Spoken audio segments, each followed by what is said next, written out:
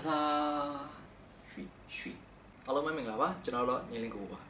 ဒီနေ့ကျွန်တော်သုံးနေတဲ့ Canon 80D ကင်မရာလေးကိုကျွန်တော် Ritson တော့မှာဖြစ်ပါတယ် Ritson နဲ့ဆိုတာကဒီကင်မရာကိုကျွန်တော်တို့ဗီဒီယိုရိုက်တဲ့အခါပိုပြီး professional ဆန်ဆန်ရိုက်နိုင်ဖို့အတွက်ဒီကောင်မှာလိုအပ်တဲ့ accessory တွေကိုထပ်ပြီးဖြည့်ရတယ်ပဲဖြစ်ပါတယ်အဲ့တော့ပထမဆုံးအနေနဲ့ကျွန်တော်တို့ကင်မရာ lens ကနေစလိုက်ကြရအောင်18-135 lens လေးကိုကျွန်တော်ဝယ်လိုက်ပါတယ်ဒီ lens ရဲ့အားသာချက်က 18mm ကနေကျွန်တော်တို့ 135mm အထိ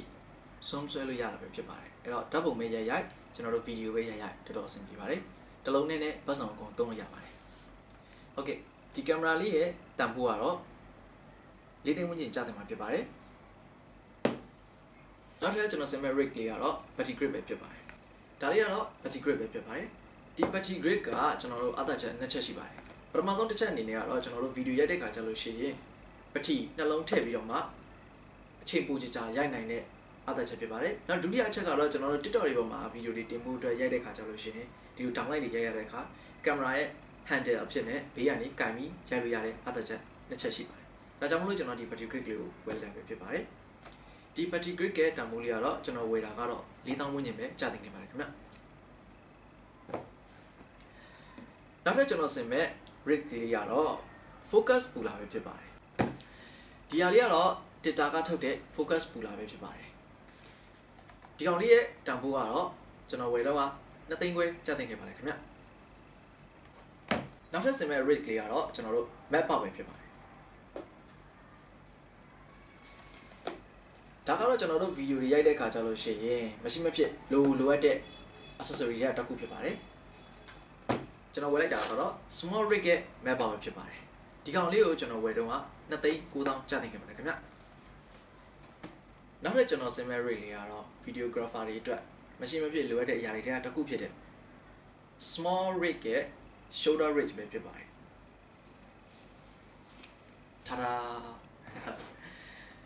ဒါတော့ small rig ကထုတ်တဲ့ shoulder rig ဆက်ပဲဖြစ်ပါတယ်ဒီကောင်လေးကိုကျွန်တော်ဝယ်တော့4,200,000 ဝန်းကျင်ကျသင်ခဲ့တာပဲဖြစ်ပါတယ်ခင်ဗျဒါဆိုကျွန်တော်ရဲ့ Canon 80D ကိုဆင်မဲ့ accessory နဲ့ rig တွေကတော့ပြည့်စုံသွားပါပြီဒါတော့ကျွန်တော်တို့ဒီကင်မရာလေးကိုစပြီးတော့ rig ဆင်လိုက်ရအောင်ပါ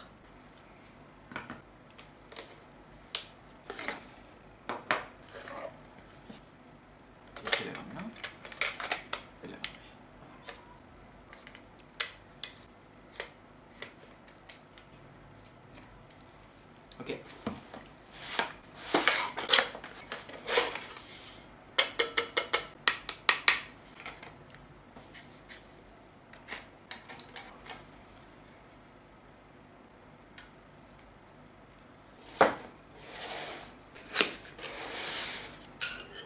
Yeah, oh my god.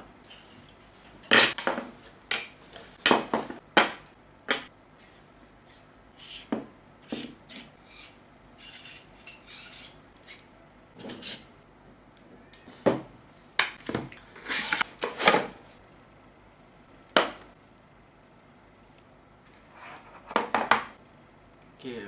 follow focus. Ta-da! ကျွန်တော်ရဲ့ Canon 80D ကင်မရာကိုကျွန်တော် movie ရိုက်တဲ့ကင်မရာအဖြစ် rig ဆင်ပြီးလိုက်ပဲဖြစ်ပါတယ်ကျွန်တော်သုံးလိုက်တဲ့ rig ဆင်တဲ့ထဲမှာတော့